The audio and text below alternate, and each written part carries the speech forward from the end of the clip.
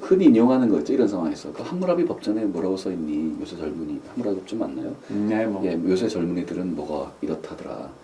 근데 뭐 그때나 지금이나 똑같다라고 보여지는데 제가 이제 약하다라고 저도 생각을 하면서도 이제 나름대로 좀 왜 그럴까를 분석을 해본 결과는 내 관점에서 보면 약한 것 같아요.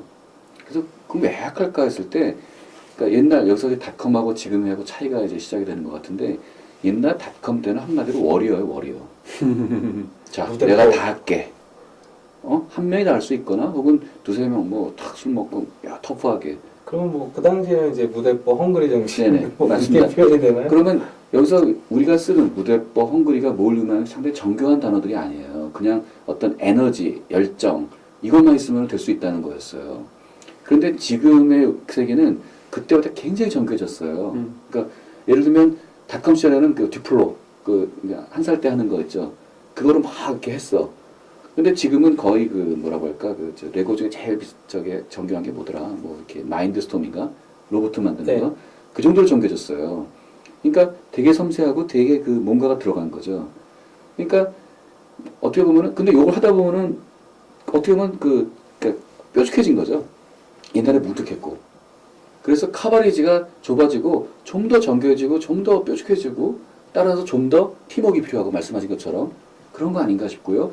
그래서 옛날처럼 우리가 생각하는 그런 리더 있죠. 나를 따라 이런 건 아닌 것 같고 그거는 이제 확실한 것 같습니다. 네. 요즘에 보면은 이제 창업을 한다든가 스타트업을 이제 시작하시는 분들 초기에 한 뭐 지금 올해 정도면 한 30살 초반 또는 이제 갓 졸업한 학생들 네. 보면은 이제 모였다 흩어졌다 모였다 흩어졌다는 그런 컨셉의 회사들이 종종 생기는 네, 것 같더라고요. 프로젝트 예, 프로젝트. 예. 요즘 그래서 회사 이름이 스튜디오를 붙이는 그 개발사분들도 굉장히 많으시고요. 네. 그래서 아까 말씀드린 누구 한 명이 리딩을 해서 이게 끌고 가는 게 아니라 각자 어떤 필드마다 자기의 그 전문성이 있다면 모였다가 한 예. 프로젝트를 이제 완성을 하고 또는 아까 말씀하신 뭐 M&A가 된다든가 어디서 투자를 받게 되면 넘기고 다시 딴 데로 또 점핑을 해서 예. 또 각자 아이디어를 가지고 맞습니다. 하는 그런 방식이 된 것 같은데 오히려 그 점도 물론 좋기는 하겠지만 어떻게 보면 영소성이 없다 그래야 될까요? 그럴 수 있겠죠. 네. 근데 이거를 거꾸로 그러니까 옛날 그 닷컴 시절에는 네, 나가죠. 잠깐. 이건 거 뭔가 질문이 예. 아. 제전화. 그래서 저는 느낌에 이게 이 약하다는 게 우리가 그러니까 좀 약간 좀 이렇게 올드스쿨 관점에서 약한 거고 분명히 그들이 가진 강점이 있고 그래서 그들이 가진 강점을 살아나게 하는 그런 어떤 환경을 만드는 게 중요하지 않나 싶고요. 그걸 굳이 상상을 해보게 되면 요새 애들은 그러니까 옛날 어른들은 이제 회사를 만드는 게 평생의 가업이다라고 이제 되게 스리스하게 하셨는데 지금 친구들은 말씀하신 거 들어봐도 하나의 게임을 한다라는 느낌으로 하는 게 아닌가. 롤플레이 게임 심지어. 네네. 또 그건 그렇게 좋은 하는 것 게 또 같아요. 장점이 있는 것 같아요. 네, 저도 그 말씀 맞네요. 어떤 일의 뻔이라는 맞습니다. 개념이 네. 이제 들어간 듯한 그렇죠. 예, 저희 때하고는 좀 많이 틀린 것 같습니다. 예, 여기서 딱 하나 하고 다음 또 넘어가겠습니다. 이제 다음 거는 이제 국내 내용을 하다 보니까 좀 조심스러운 것도 있고 그러다 보니까 이제 외국 기업을 중심으로 이제 얘기를 한번 해보겠습니다. 그래서 구글, 애플, MS, 아마존 이 네 개의 기업을 이제 중심으로 해서 플랫폼하고 또 하나는 이 컨텐츠 그리고 이제 단말기 예, 보면 그 가치 사슬을 통해서 이제 기업들 한 번씩 장단점이라든가 네. 이런 것을 한번 따져보도록 하겠습니다. 그래서 가장 큰 이슈는 요번에 이제 구글이죠. 구글이 이제 모토로라 모빌리티를 인수한 거. 예전에 구글이 이제 광고회사라고 따진다면 수익원을 광고회사에서 지금은 이제 단말기까지 포함한 물론 이제 콘텐츠라는 유튜브도 있고 그리고 이제 안드로이드라는 플랫폼도 있는데 그동안 이제 단말기라는 이제 가치 체인이 없었잖아요. 그래서 이번에 이제 모토로라 이제 인수를 했는데 여기에 대해서 어떤 파급 효과가 올지 국내 기업들이라든가. 그게 재밌는 게 한때 거의 패닉 모드로 갔었잖아요. 특히 이제 뭐 우리나라 정부에서도 국가 경제를 위해서 이게 문제 리스크 그러니까 리스크가 있다라고 이제 판단하셨는데 엊그제죠 지금 와 있나 그 에릭 슈미스 네. 그분이 딱 선언했죠. 절대 유료 안 한다. 그걸 이제 어떻게 받아들일지 고민이 또 생긴 거예요. 안드로이드를 안 한다고. 예. 네. 근데 저는 에릭 슈미스 말을 믿지는 않아요. 그런데 그렇게 안 갈 거라, 그렇게 갈 거라고 생각을 합니다. 그러니까 즉 유료 안 할 거라고. 이유가 뭐냐면요. 저는 공개 소프트웨어를 좀 말씀드리고 싶은데, 그러니까 저도 무심하다가 최근에 어떤 이유로 이제 공개 소프트웨어 쪽에 눈을 좀 뜨고 보니까, 이게 정말 새로운 패러다임입니다. 물론 뭐 오라클이나 마이크로소프트 같은 경우는 하나의 소프트웨어를 어떤 비밀 설계도처럼 만들어서 그거를 이제 유통을 하는, 쉽게 말하면 역설적으로 말하면 마이크로소프트는 제조업체예요. 소프트웨어 제조업체죠. 그 CD 업체. 스티커입니다. 스티커 제조업체. 스티커 제조업체 맞습니다. 그래서 그 스티커에 덤으로 파는 그 CD에 들어가는 무슨 코드들을 비밀로 간직하는 그런 제조업이에요. 그래서 마이크로소프트는 QA도 제조업같이예요. 그죠? 네. 이런 사실은 일반인들도 그렇게 생각을 안 하시잖아요. 근데 근데 좀 아는 사람들은 네, 다 네, 이해해요. 네, 네, 네. 마이크로소프트는 공장이에요. 예, 솔직히. 그 제조업체 속성을 그대로 갖고 있어요. 네. 근데 이제 문제가 생긴 거죠. 옆에서 비슷한 걸 팔면서 공짜 서비스잖아요. 서비스 업체잖아요. 서비스 업체로. 비즈니스 모델이 다른 거예요. 예. 그러니까 내가 열심히 여기 야 이거 팔고 있는데 옆에서 조금 질은 떨어졌지만 공짜니까 에이 꼭 공짜가 비슷하지 했는데 이게 시간이 넘어서 장난이 아닌 거야. 네. 그러니까 난리가 났잖아요, 얘네가. 그렇죠. 거의 뭐 MS 그러니까 주가가 이렇게 됐잖아요. 근데 도저히 못 살겠으니까 결국 아시는 것처럼 우리도 안 할 수가 없다 해서 뭐 축구장 3개만한 뭔가를 짓고 있다고 하죠. 네네. 네. 결국 그 미래 학자들이 이해하는 것처럼 서비스로 다 가고 있더라고요. 그래서 그게 제 두 개 회사에 대한 거고. 근데 애플은 또 정체가 뭔가라고 나름 생각을 해봤는데, 애플이 묘해요. 나이키더라고요. 아 나이키라고 표현을 하실 수가 있나요? 이유가 뭐냐 했더니 애플은 분명히 제조업체처럼 보이는데, 실제로 지금까지 제가 알기로도 그 애플의 앱스토어가 그 애플의 실제 수익에 기여하는 거는 극히 일부분이고 예. 말씀하신 것처럼 단말기를 제조해서 판매하는 거기에 나오는 그 이익이 지금 대부분이에요. 애플의 대부분이라고 네, 근데 말씀하시더라고요. 그래서 근데 애플은 순간 제조업체라고 말해야 되는데 공장이 없어요. 그렇죠. 나이키가 공장이 없잖아요. 그렇게 얘기할 수가 있네요. 그래서 나이키라고 말씀드린 거예요. 그 안에 온통 디자이너랑 마케팅밖에 없잖아요. 근데 제가 뭔가를 하나를 깨닫고 나서 참 놀랐구나 싶었는데 요새 가상화 시스템들 있지 않습니까? 윈도우즈에 리눅스 가상화 올라가고 리눅스에 윈도우즈 올라갑니다. 합법적으로요. 네네. 그 다음에 근데 맥은 안 올라갑니다. 해킨토시는 말 그대로 해킨토시고요. 재밌게도 해킨토시를 해본 사람은 다 맥을 산다고 그래요. 일주일 후에 질려갖고. 화가 나서요. 네. 하다 보면. 네. 네. 돌아가지가 않아가지고 그런데 제대로. 맥은요, 리눅스, 윈도우즈 다 합법적으로 돌아갑니다. 무슨 얘기냐면 맥 하드웨어는 가장 제너럴해요. 근데 애플은 절대로 자기네 소프트웨어가 다른 플랫폼에 돌아가는 거 허용한 적이 없어요. 무슨 얘기냐? 이게 맥의 철학이더라고. 우리는 무조건 하드웨어 판다. 보세요. 애플 제품에 하드웨어 없는 거 있나? 알고 봤더니 애플은요, 소프트웨어 회사가 아니라 하드웨어 유통업체더라고요. 나이키죠. 그러니까. 그게 되게 묘한 포인트예요. 근데 이 대목에서 이제 저 생각했어. 그래서 애플하고 삼성은 정면 충돌을 해. 근데 삼성하고 마이크로소프트는 원래 똑같은 제조업체니까 충돌해야 되는데 영역이 달라, 제품이. 제품이 완전히 그렇죠. 다르죠. 왜냐면 CD를 파는 거하고 그 플레이어를 파는 거 다르니까. 근데 애플하고는 정면 충돌하잖아요. 어떻게 하든 공장을 갖고 있건 안 갖고 있건 하드웨어를 파니까. 나오는 단말기는 이제 동일한 단말기들이 예. 나오다 보니까 그런 점. 그래서 그렇게 한 분석을 해본 적이 있는데 그게 상당히 흥미로웠었어요, 일단은. 그리고 이제 요번에 이제 에릭 슈미트 지금 이제 회장이라고 이제 호칭을 해야 되나요?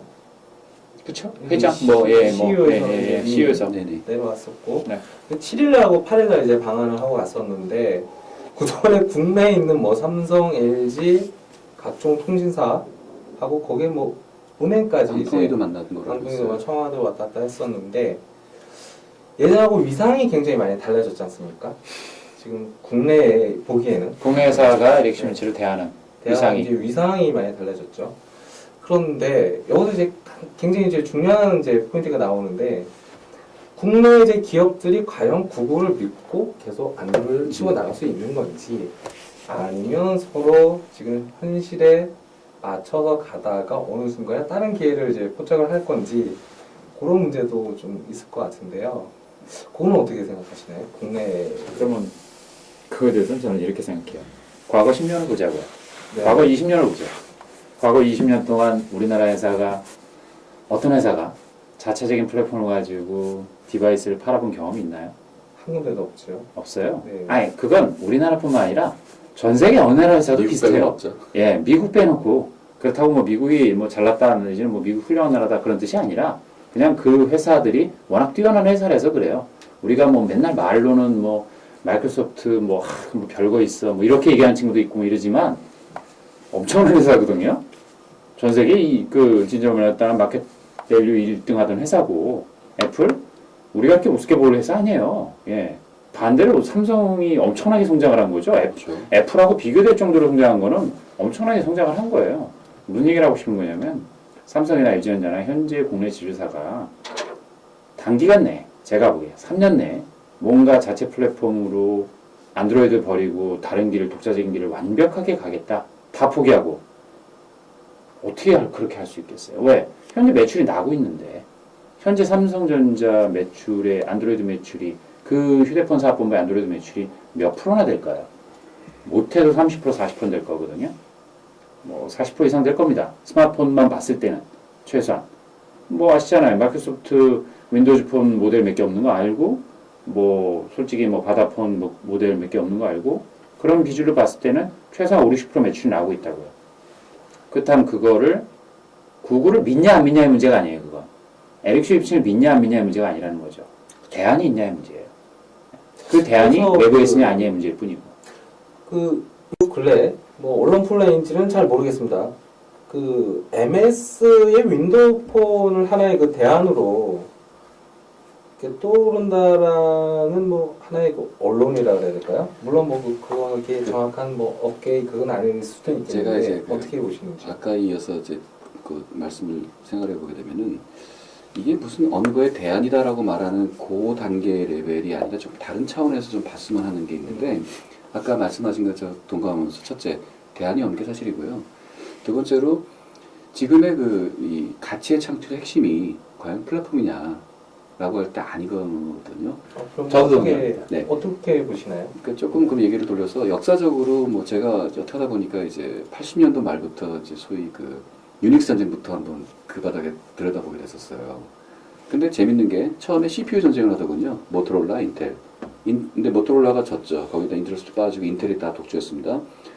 근데 그래서 인텔이 다 잘 될 줄 알았더니 갑자기 또 무슨 뭐더라? OS 전쟁이 벌어졌어요. 그러니까 오픈 소스 IBM 계열하고 이제 그 AT&T 뭐 라이센스 학회했더니 난리가 났죠. 유닉스하고 뭐 그죠. 예, 오픈 OS. 그다음에 OS가 어느 정도 되니까 그다음에 GUI 전쟁이 벌어지더라고요. 역시 그 선 계열하고 또 어디 IBM 계열이었죠. 그러다가 이렇게 보니까 또 갑자기 브라우저 전쟁이 시작이 돼요. 그러니까 넷스케이프냐 IE냐. 근데 재밌는 게요. 이게 점점 그 싸움의 전쟁터가 이렇게 위로 가니까 밑에가 잽싸게 끝이 나요. 참 희한해요. 그래서 내가 왜 그럴까 복기를 해봤더니 어느 순간에는 CPU가 굉장히 컸던 거야. 이 가치가. 근데 가만보니까 CPU보다 오히려 이 컴퓨터 시스템 파는 게 더 크니까 잽싸게 그냥 인텔 모토로 상관없어. 그 다음에 그 이제 써니냐 뭐냐가 되게 중요한데 알고 봤더니 이게 오히려 브라우저 서비스 더 큰 거야. 그러니까 이거 아무렇게나 해 넘어가 버리는 거야. 무슨 얘기냐? 플랫폼이 그렇게 중요한가? 이미 전쟁은 딴 데로 가고 있다는 거죠. 이제 서비스 전쟁이라고 생각이 돼요. 그래서 그게 그러니까 지금은 안드로이드가 매우 그 의미가 있어 보이지만 사실은 뭐 안드로이드건 바닥은 상관없다는 거죠. 왜냐하면 가치의 핵심은 거기는 더 위에 있다는 겁니다. 그렇게 봤기 때문에 별로 문제 아니다라고 일단 말씀드리고 싶고요. 대안도 없고요. 그 다음에 세 번째는 뭐였냐면 공개 소프트웨어 아까 말씀드린 건데 지금 실제로 그 아까 이제 마이크로소프트 같은 경우는 이제 그 프로텍션을 위해서 소프트웨어를 하는데 또 하나의 흐름이요. 주로 애플이라든가 요새 뭐 리눅스라든가 공개 소프트웨어 있잖아요. 네네. 근데 이 공개 소프트웨어는 기본적으로 공개를 통해서 얻는 생태계, 거기서 만드는 가치에 의존을 하니까 안드로이드도 사실 그 트랙으로 가 있고 구글 크롬이라든가 이게 전부 다 웹키트라고 하는 거에다 뿌리를 두고 있습니다. 근데 이거를 그러니까 그 공개 소프트웨어 라이센스가 다 있어요. 그래서 그런 문제도 있고 이거를 딱 하는 순간 그 생태계 자체가 무너지거든요. 이거는 한국의 이슈가 아니라 미국 내 생태계 이슈가 발생하죠. 우리만의 문제가 아니에요. 그래서 제 믿음으로는 그 공개 소프트웨어의 그 플랫폼상에 있는 이거를 이렇게 트는 행위는 아마 절대 하지 않을 거라고 좀 믿습니다. 의미도 없고요. 그러니까 절대 구글에서는 안드로이드를 유료하지 않을 거다라는 네. 뭐 그런 거에 하나의 저는 그렇게 생각합니다. 나올 단 수 있을 것 같고. 요건 있어요. 사실은 정말 안드로이드가 100%다 오픈되어 있냐면 그게 아니라 뭔가는 이런 게 디펜스에서 있대요. 그럼 지금도 안 열려 있는 걸 알고 있어요. 네. 네, 그거는 이제 못 건드는 네. 걸로 이제 되어 있고요. 그렇죠. 그거와 관련돼 가지고 이제 또 한번 말씀을 드릴 수 있는 게 그 지금 아까 말씀하신 게 이제 어떤 플랫폼이라는 게 지금 말씀하신 거의 플랫폼은 약간 어떻게 보면 협의적인 의미의 플랫폼이라고 볼 수도 있겠네요. 지금 말씀하시는. 그러니까 플랫폼 얘기를 저도 뭐 많이 고민하고 있고 계속 봐왔고 뭐 얘기도 많이 하고 있지만 저도 100% 동의하는 게 제가 이제 3년 전 2007년도였죠 제 기억에 안드로이드 맨 처음에 나왔을 때 안드로이드 보고 제가 떠들기 시작했어요. 국내 이통사 내지는 뭐 모바일 전문 소프트웨어 회사들이 있었습니다. 모 솔루션 회사들 제가 그랬습니다. 아이템 다 바꾸시라고 문 닫을 생각하시던가. 이제 VP 기반이죠. 뭐 아니 뭐 whatever 뭐 하여튼 여러 가지가 있었습니다. 뭐 거기에다가 뭐 코덱부터 뭐 블라블라 여러 가지 공급하는 네. 회사들이 있었습니다. 네, 저 PC 업계에서 큰 형님들 오시니까 저기 빨리 아이템 바꾸시라고 제가 그렇게 얘기하고 했는데 뭔 얘기를 하고 싶은 거냐면 이게 말씀하신 대로 안드로이드라는 게 오픈 소스가 됐고 물론 특허 전쟁 뭐 어쩌고저쩌고 해서 또 다른 이슈가 있긴 해요. 그럼에도 불구하고 어쨌든 한 번 오픈 소스로 돌아가기 시작한 그 생태 메커니즘이 가져다가 포크해서 뭐 베리에이션 치기 시작하고 뭐 이렇게 되는 상황을 이제 구글도 컨트롤할 수 없어요. 제가 하나 갖고 있는 어떤 예측은 구글이 안드로이드를 천하통일할 것이다. 현실적으로 불가능해요. 예, 이번에 아마존 파이어, 캔들 파이어 나왔잖아요. 그거 네. 구글이 어떻게 통제할 건데요? 물론 예를 든다면 또 뭐 마이크로소프트가 아마존을 소송을 걸 수도 있겠죠. 뭐 그건 또 별도 얘기예요. 왜? 그건 결국 돈의 문제일 뿐이거든요. 솔직한 얘기로. 그렇다고 아마존 캔들 파이어를 만들지 말란 얘기로 할 수는 없거든요. 결국 돈은 돈으로 풀릴 문제예요. 그렇다면 이미 안드로이드 중요한 건 뭐냐면 이렇게 생각을 해야 돼요. 구글이 왜 안드로이드를 무료로 뿌렸을까? 아까 말씀하신 거에 연장되는 얘기예요. 그건 그것 자체가 이미 그 가치 사슬에서 가치의 핵심에 있지 않다는 얘기예요. 네네, 그렇죠. 핵심은 그거예요. 그게 공짜로라도 내가 다른 걸 갖고 돈을 벌 수 있으니까 공짜로 부르는 거잖아요. 그렇죠. 마이크로소프트는 그게 핵심적인 가치로 매출을 내는 거였으니까 그걸 어떻게든 유료화하려고 했던 거고 그렇죠. 구글은 그거 말고 다른 게 있잖아요. 그러니까 그렇게 말하면 애플 아이폰은 OS를 돈 받고 저한테 파나요? 아니거든요. 보십시오. 걔들은 애플은 애플대로의 수익을 만들어내는 방법이 하드웨어 전체에 있지 그들의 OS에 있지 않아요. OS를 돈 주고 사는 건 아니라고요, 우리가. 그렇죠. 제품을 사는 거니까. 정확히 말하면 애플도 똑같은 얘기인데 우리가 이제 애플이 그나마 똑똑하게 계속 변하고 있는 거는 하드웨어 회사이면서 말씀하신 대로 서비스를 한두 가지라도 잘 아는 회사인 제조사인 게 무서운 거지. 네. 애플이 순수하게 제조만 잘하고 애플 하드웨어 디자인만 잘하고 애플에 내장된 플랫폼만 잘한다면 애플은 별거 없는 회사예요. 예. 그게 무서운 게 뭐냐면 단말 OS 자체는 이미 쉽게 얘기하면 그냥 개방된 기술이에요. 예. 카페에서 만들자면 그냥 만들 수 있는 거예요. 그렇죠. 비유를 자면은 우리 공짜폰 주잖아요. 근데 어느 누구도 이게 유료가 될 거라고 상상 안 하죠. 그렇죠. 그죠? 그럼 안드로이드는 공짜폰인 거야. 이 절대 유료가 될 수가 없, 넌센스인 거죠. 그렇게 봐도 될 것 같아요. 그래서 어디 딴 데서 한 얘기가 안드로이드란 브랜드는 그건 OS 이름이 아니라 그냥 인텔 인사이드처럼 안드로이드 인사이드가 될 것이다. 자, 그거 생각해 보십시오. 굉장한데요. 예, 인텔 인사이드란 말은 인텔이 입장에서 인텔의 브랜드 파워를 위해서만 한 거거든요. 그렇죠? 그래서 그렇지만 우리는 인텔을 보고 사진 않아요. 솔직히 현재는 거의 PC를 사면서.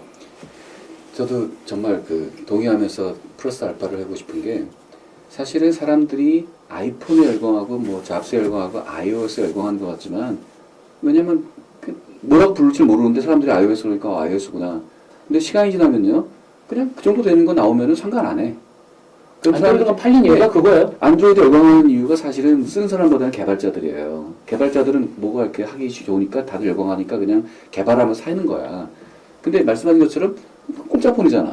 그러니까 이게 시간이 지나면서 지금 이제 아마존이 증명을 했는데 실제 진짜 가치 핵심은 컨텐츠잖아요. 그렇죠. 그럼 그게 뭐 안드로이드면 어떻고 애플이면 어떻고 결국 기술은 평준화되지 않습니까? 무슨 상관이에요? 그렇습니다. 그래서 그 예전 옛말 같은 거 보면 뭘 뭐 하든 간에 목적만 이루면 되는 거고 소비자 입장에서도 그렇습니다. 그게 꼭 아이폰이어야 되냐 또는 그게 꼭 네. 안드로이드 폰이어야 되냐 이건 이제 중요하지 않다라는 이제 말씀으로 이제 조금씩 그렇죠. 나가는 거고 그리고 또 정리를 하자면 구글 입장에서도 안드로이드 그 자체라는 거는 이미 자기네들이 틀고 싶어도 틀 수 없는 어떤 통제권에서 약간의 좀 벗어난 상태고 또 하나는 핵심 가치는 아니다 이제 더 이상 안드로이드는 네. 실제 수익원을 일으키는 거는 이미 다른 데 있고 음. 애플도 마찬가지로 음. 다른 서비스를 얹어서 남들보다 음. 얹어서 나가는 거랑 똑같다. 삼성이랑 얼핏 보면 비슷하지만 뭔가 차별화가 되어 있는 점이 있어서 달리 보인다.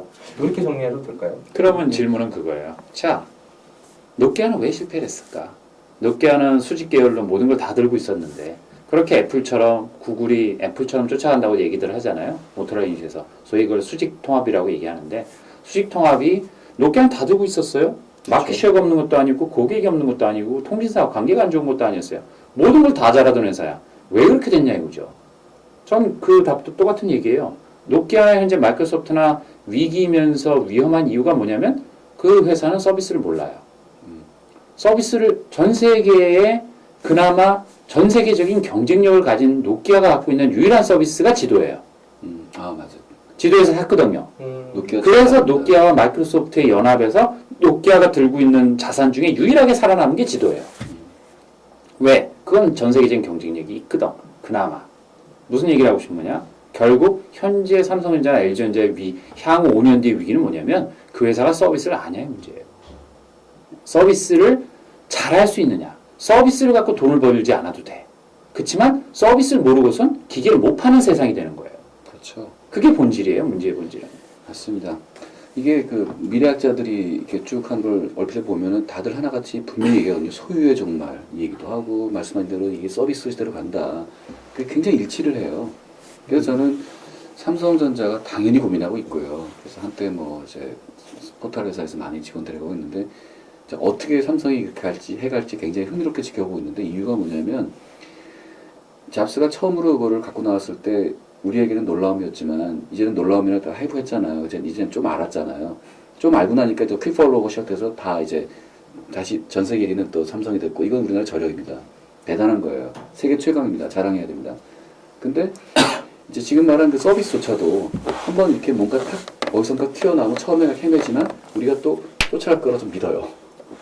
그러길 저도 개인적으로 희망하고 있고요. 뭐 솔직히 저도 2달 전까지 그래서 LG전자 내에서 그 서비스가 중요하다고 3년을 떠든 사람인데 어쨌든 삼성전자도 그렇게 노력하고 있는 게 사실이고요. 그렇게 되겠죠. 예, 사실인데 네. 그게 과연 걱정스러운 거죠. 그게 이제 될까? 아니 될까가 아니라 그걸 더 노력해야 되는데 제가 아쉬운 거는 근데 더 노력해야 되는데 아직 좀 빨리 더 제 개인적인 어떤 기대치만큼은 더 노력하고 있지 않다는 느낌이 들어서 그게 아쉬운 것뿐이에요. 노력하고 있는 건 사실이에요. 어떨까요? 왜냐하면 예전에 우리가 뭐 이렇게 여행 자유화 되기 전부터 한번 해외를 나가 보면은 그들의 서비스에 이렇게 놀라잖아요. 일본에 가보면 놀라잖아요. 그 친절함과 이런 거에. 근데 요새 보세요. 별로 안 놀라죠. 우리나라 대단해요. 콜센터 뭐 고객님 대단하거든요. 예. 근데 저는 우리나라가 약간의 우리 선진국이 아니었다는 점에서 가진 축복 부분이 있는 게 뭐냐면 선진국을 어렵게 조금 만들어 갔어요. 기존 방법으로. 근데 우리는 그게 뭔지 모르는 사이에서 그 IT를 통해서 같이 들어오면서 그거를 몇 번 돌고 나니까 더 잘하는 것 같아. 그러니까 이게 스킵해간 면이 있거든요. 결국 퀵fol로우인데 제가 솔직히 말하면 퀵fol로우가 아니라 팔로우 하려고 하다 보니까 앞서갔어. 그런 게 있어요. 그렇게 봐서 장기적으로는 걱정은 별로 안 합니다.